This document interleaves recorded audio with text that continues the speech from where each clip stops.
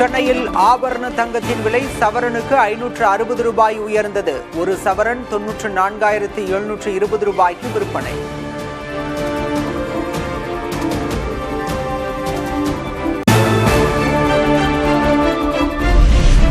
சென்னையில் 1 கிலோ வெள்ளி விலை 3000 ரூபாய் உயர்ந்தது. 1 கிராம் வெள்ளி விலை 183 ரூபாய்க்கு விற்பனை.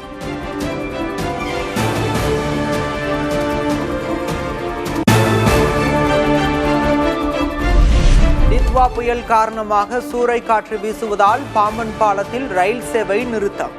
மண்டபம் பகுதி வரை மட்டுமே ரயில்கள் இயக்கம்.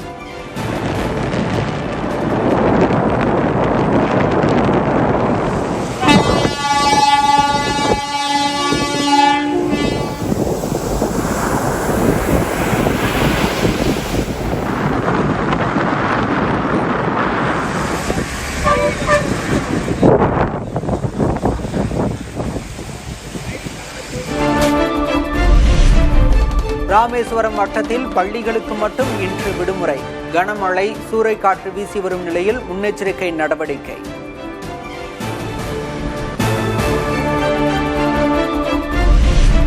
புயல் மற்றும் கனமழையை எதிர்கொள்ள தமிழகம் மற்றும் புதுச்சேரிக்கு விரைந்த தேசிய பேரிடர் மீட்பு படை வீரர்கள்.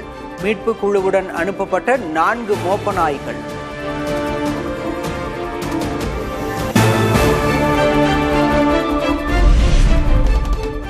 சென்னையிலிருந்து 500 கிலோமீட்டர் தொலைவில் டித்வா புயல் 30ஆம் தேதி சென்னைக்கு அருகே வரும் என வானிலை ஆய்வு மையம் கணிப்பு.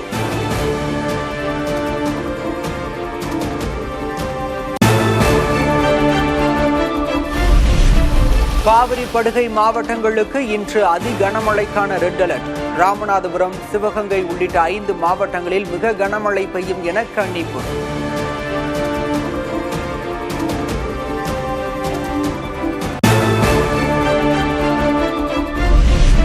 செங்கல்பட்டு, விழுப்புரம் உள்ளிட்ட 6 மாவட்டங்களில் நாளை அதி கனமழை எச்சரிக்கை. சென்னை, காஞ்சிபுரம் உள்ளிட்ட 10 மாவட்டங்களுக்கு மிக கனமழைக்கான ஆரஞ்சு அலர்ட்.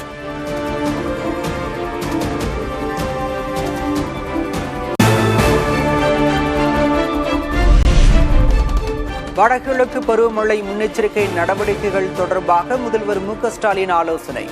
மாவட்ட ஆட்சியர்கள் தயார் நிலையில் இருக்க வேண்டும் என உத்தரவு.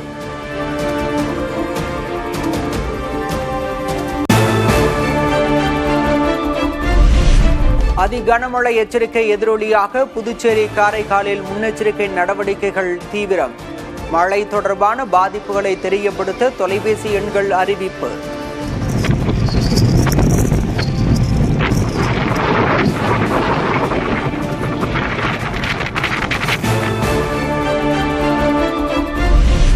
வங்கக்கடலில் நிலை கொண்டுள்ள டித்வா புயல் காரணமாக ராமேஸ்வரம், காரைக்கால் பகுதிகளில் கடல் சீற்றம். பலத்த காற்றுடன் கனமழை பெய்வதால் முன்னெச்சரிக்கை நடவடிக்கைகள் தீவிரம்.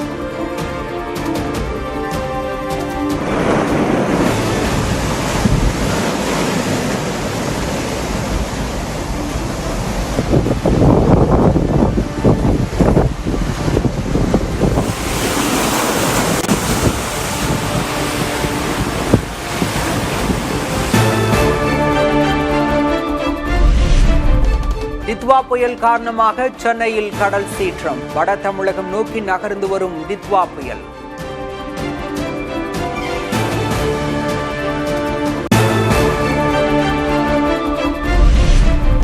திருச்செந்தூர் அருகே வயல்களில் தேங்கிய நீர். வெள்ளத்தை கடந்து சென்று வாழைத்தார்கள் அறுவடை.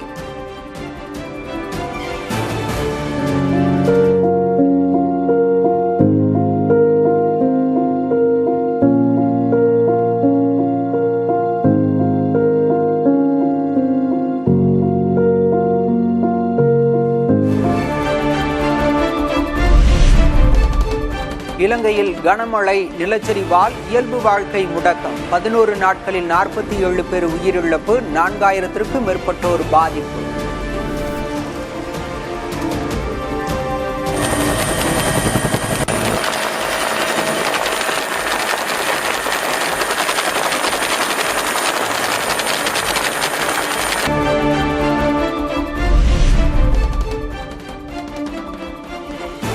வரைவு வாக்காளர் பட்டியலில் பெயர் சேர்க்க டிசம்பர் 9ஆம் தேதி முதல் ஜனவரி 8ஆம் தேதி வரை விண்ணப்பிக்கலாம். தமிழக தலைமை தேர்தல் அதிகாரி அர்ஜுனா பட்நாயக் அறிவிப்பு.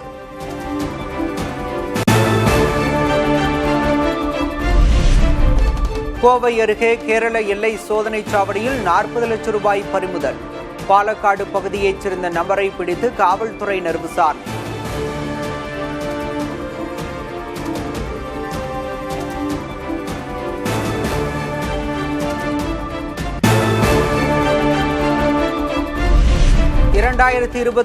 மக்களின் ஆதரவுடன் ஆட்சி பீடத்தில் விஜய் அமர்வார் என கட்சி நிர்வாக குழு தலைமை ஒருங்கிணைப்பாளர் செங்கோட்டையன் நம்பிக்கை. புதியவர்கள் ஆள வேண்டும் என்ற எண்ணம் மக்களிடையே உள்ளதாகவும் பேட்டி.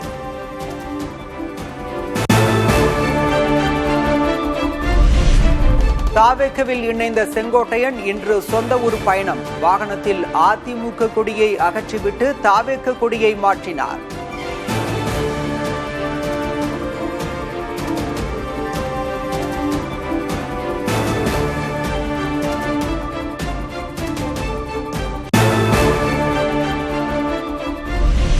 தாவேக்கவில் செங்கோட்டையன் இணைந்தது பற்றி எடப்பாடி பழனிசாமியிடம் கேள்வி. அதிமுகவில் இல்லாதவர் பற்றி பதில் சொல்ல வேண்டிய அவசியம் இல்லை என பழனிசாமி பதில்.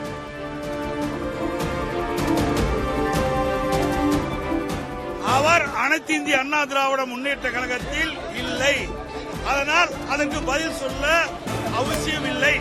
அவர் அனைத்து இந்திய அண்ணா திராவிட முன்னேற்ற கழகத்தில் இல்லை, அதனால் அதற்கு பதில் சொல்ல அவசியமில்லை.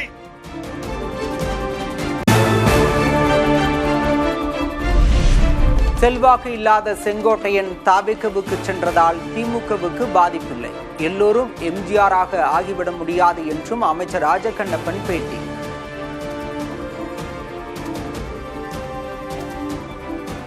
இன்னைக்கு அதிமுக ஒரு மூத்த லீடர் போயிட்டு போறாரு. அவருக்கு என்ன செல்வாக்கு இருக்கு? ஒன்றும் கிடையாது.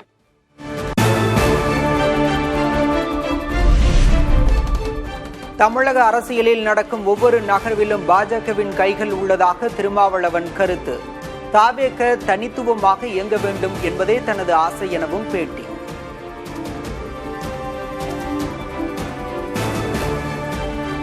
திரு விஜய் அவர்கள் மீது எனக்கு நல்ல மதிப்பு உண்டு. அவர் அரசியலுக்கு வந்ததை முதலில் வரவேற்றவன் நான். நல்லது கெட்டதை அவர்தான் தீர்மானிக்க வேண்டும். என்னை பொறுத்தவரையில் பாஜகவோடு அவர் காட்டுகிற இணக்க அணுகுமுறை கூட அவருக்கு பயன் தருவதாக அமையாது என்பது என்னுடைய கருத்து. தெற்கு கோவாவில் உள்ள கனகோனா மடத்திற்கு செல்லும் பிரதமர் மோடி மடத்தில் 77 அடி உயர ராமர் சிலையையும் திறந்து வைக்கிறார்.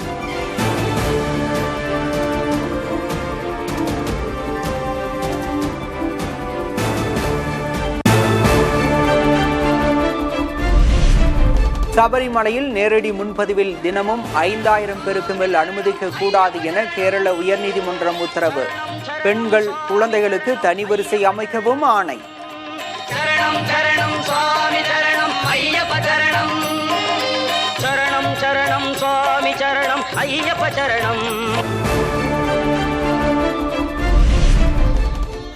திருவண்ணாமலை தீப திருவிழா 4ஆம் நாள் உற்சவம். கற்பக விருட்ச வாகனத்தில் எழுந்தருளி பக்தர்களுக்கு அருள்பாலித்த அண்ணாமலையார். இந்தோனேஷியாவில் பெருமழை, நிலச்சரிவால் 60க்கும் மேற்பட்டோர் உயிரிழப்பு. சுமத்ரா தீவில் சக்தி வாய்ந்த நிலநடுக்கம் ஏற்பட்டதால் மக்கள் அச்சம்.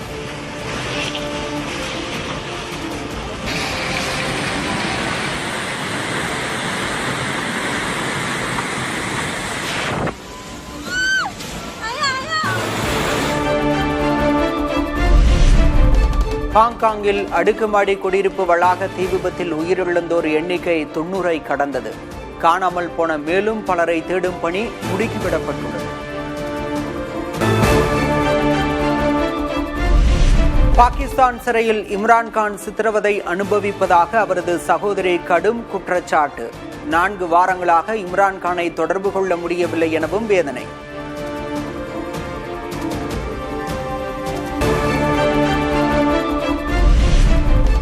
24 அணிகள் பங்கேற்கும் ஜூனியர் உலகக்கோப்பை ஹாக்கி போட்டி தொடக்கம். மதுரையில் நடைபெறும் முதல் ஆட்டத்தில் ஜெர்மனி தென்னாப்பிரிக்க அணிகள் பலப்பரீட்சை.